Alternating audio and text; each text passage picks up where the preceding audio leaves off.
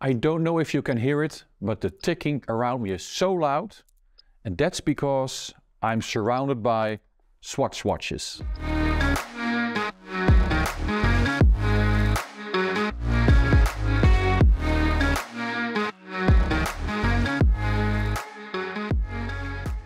On March 1st, 1983, so 40 years ago, Swatch was introduced. The watch industry, or the Swiss watch industry, was nearly dead.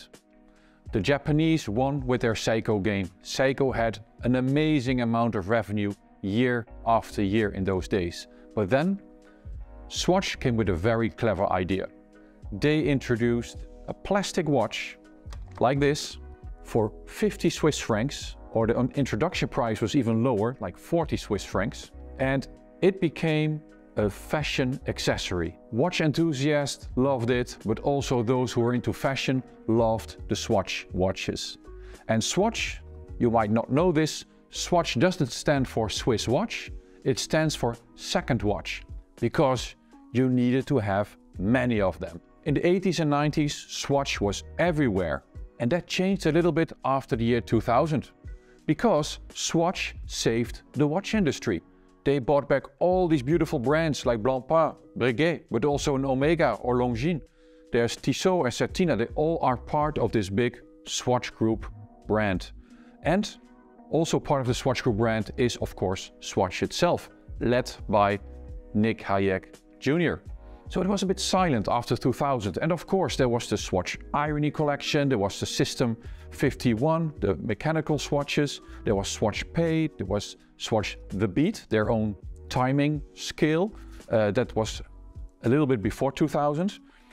And then something happened last year, and that was the MoonSwatch. So Swatch and Omega worked together.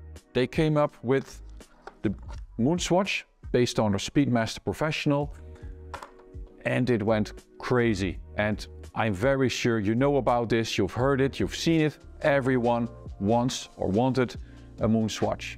But this year, Swatch celebrates its 40th anniversary. So time for me to look back at my own collection. I have a small collection of swatches.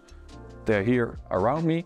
And I want to tell you about the swatches that I love the most for my own collection. My first swatch, I was 13 years old, was this Swatch art model.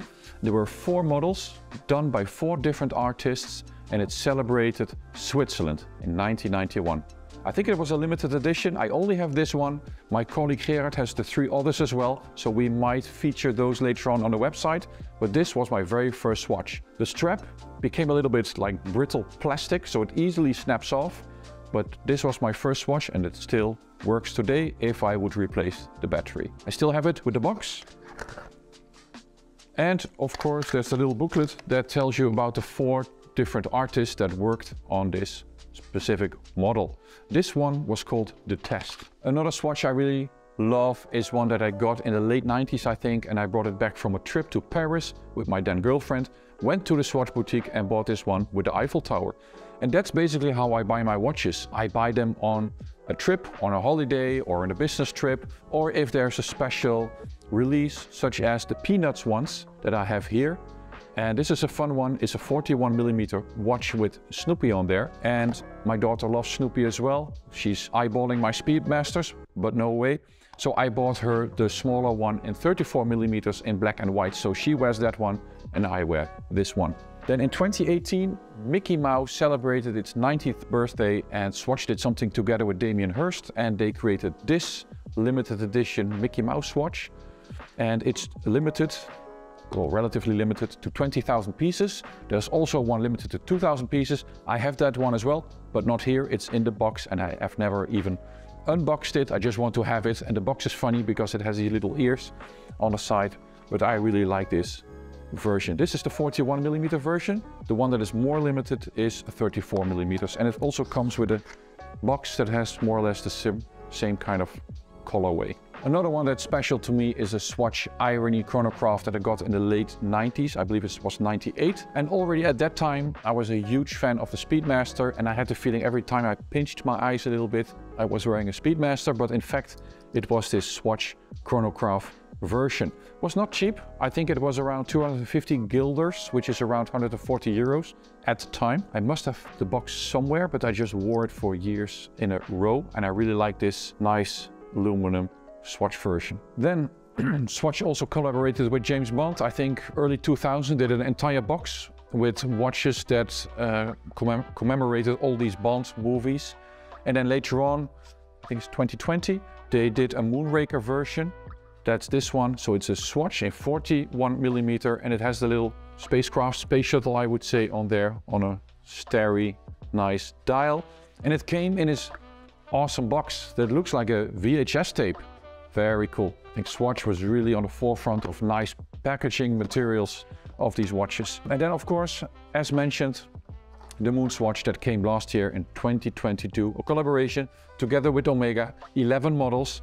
I don't have all 11 models, I have 4 or 5 models. This is my absolute favorite one, the Mission to Mars, loosely based on the Alaska Project watch from Omega. Last but not least, I'm wearing the watch that I got as well in the early 90s. I think it was 1992. I was 14 years old and I got this one, and I wore it for a long time. It broke and I threw it away because, yeah, it was a disposable watch. That is also how Swatch started, as disposable watches. I think the quality improved, especially with their bioceramics or biosourced materials. So the straps, they keep on to be nice and soft rather than becoming all plasticky in the end. So this watch is not my original watch, but I bought it back on eBay for 35 euros, and it is new old stock, and it came in today in its original box together with a warranty paper. So these watches are super fun to collect.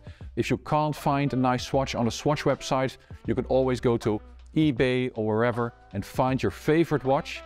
And also very interesting is try to get one of these Swatch Encyclopedias, as they are called. They are not being printed anymore, but you can find them probably on Amazon or eBay as well. I think I paid 10 euros for this one last year.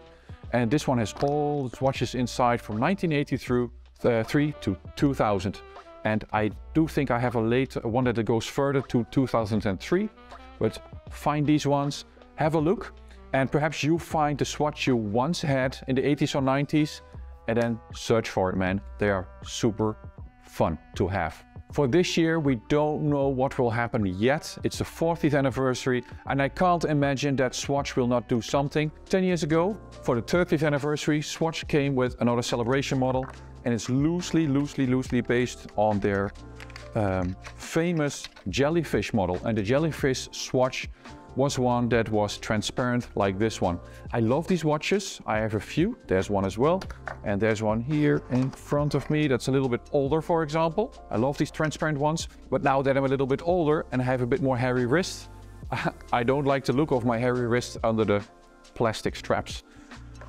So for this year, I don't know what will happen. I haven't seen anything yet. I haven't seen any preview or introduction, but I'm sure Swatch will do something cool. Thanks for watching this video. Make sure to follow our website fratello.com in the coming weeks, because we will feature a number of swatches, also the favorites of our editorial team.